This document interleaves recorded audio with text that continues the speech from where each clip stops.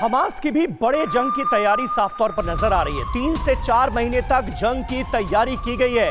सुरंग में जमा किया गया है बम और बारूद, काफी मात्रा में खाने पीने का सामान और दवाएं भी जुटा ली गई हैं। तो अगला जो फेज है, ऐसा लगता है हमास की तरफ से सुरंगों के अंदर से ही इस जंग को लड़ने की कोशिश की जा रही है। बेंजामिन नेतन्याहू कह रहे हैं सेकंड फेज शुरू हो चुका है, जो कि बहुत घातक होगा, हमास का जड़ से खात्मा कर देंगे।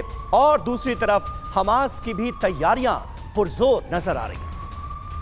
हमास की इन तैयारियों को लेकर जो दावे किए जाते हैं, उसी आधार पर कुछ इंफॉर्मेशन, क्योंकि महीनों तक लड़ने की क्षमता रखने की बात हमास कहता है, और कई मील लंबी सुरंगों में 3 से 4 महीने के इंतजाम को लेकर भी समीर बड़ी खबरें आई हैं कि बिना किसी बाहरी सप्लाई के भी 3 से 4 महीने रहने का प्रबंध है। बिल्कुल, यानी 3-4 महीने की जंग लड़ने का पूरा इंतजाम करके बैठा है हमास। हथियार और गोला बारूद इकट्ठा कर लिए गए हैं। व्हीकल्स और रॉकेट्स के लिए लाखों गैलन फ्यूल भी मौजूद है। यह बड़ी बात है, क्योंकि इससे पहले सुरभि ये बात कही गई थी कि फ्यूल की बहुत कमी है, लेकिन हमास के पास फ्यूल की कोई कमी नजर नहीं आ रही। इसी को लेकर बड़े दावे भी किए गए। हालांकि खाने पीने के सामान, दवाएं, मेडिकल सुविधाओं को लेकर भी बड़ी खबरें सामने आ रही हैं, क्योंकि रोजमर्रा की जरूरत के सामान का भी जखीरा इनके पास मौजूद है।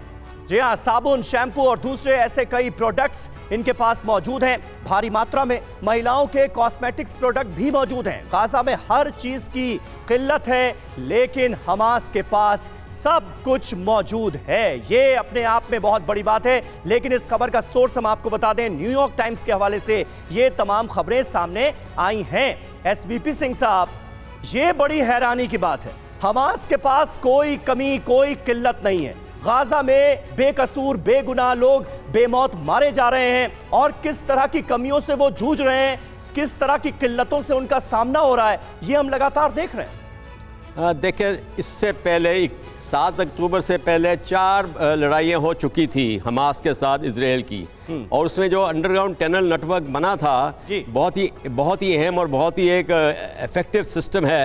तो उसको उन्होंने देखा कि आने वाले समय में कि ये लड़ाई के हालात में हमें इसकी ज़रूरत पड़ेगी, इसलिए स्टॉकिंग की है।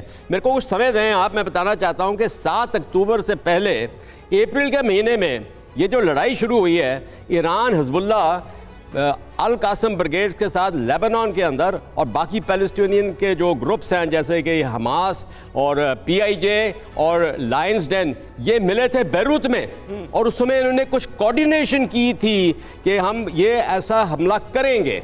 पर इजराइल की इंटेलिजेंस, ना इलेक्ट्रॉनिक ना ह्यूमन इंटेलिजेंस पिकअप कर सकी इसको। अभी क्या है कि ईरान ने अपने पॉलिटिकल मुद्दे बनाए हैं, वो मुद्दे अगर पूरे नहीं होते तो रीजनल लड़ाई की बढ़ने की आशंका बढ़ जाती है। और ये लड़ाई कहना सही होगा। सिंह सर, मैं आती हूं आपके पास, क्योंकि अब दक्षिणी लेबनान में इजरायली हमले को लेकर भी बड़ी खबर आई है, और IDF ने हिजबुल्लाह के ठिकानों को कैसे टारगेट किया, एक और तस्वीर आपके सामने होगी, क्योंकि हमले में हिजबुल्लाह निगरानी चौकी को तबाह करने का दावा किया जा रहा है, और हिजबुल्लाह के कई लड़ाकों के मारे जाने के दावे को लेकर भी बड़ी खबर सामने आई। और इस बीच हमास की तरफ से हमले भले ही कम हो गए, लेकिन हो अभी भी रहे। हमास ने इजराइल पर रॉकेट हमला किया है, तेल अवीव और बेतयाम पर हमले हुए हैं। हमले में इजराइल के अंदर भी कई इमारतों को नुकसान पहुंचा है। तेल अवीव में बंकर में पहुंचे लोगों को अपनी जान बचाने के लिए एक बार फिर बंकर में जाना पड़ा। तेल अवीव की रिहायशी इमारतों को निशाना बनाकर भी हमास की तरफ से किए गए हैं हमले।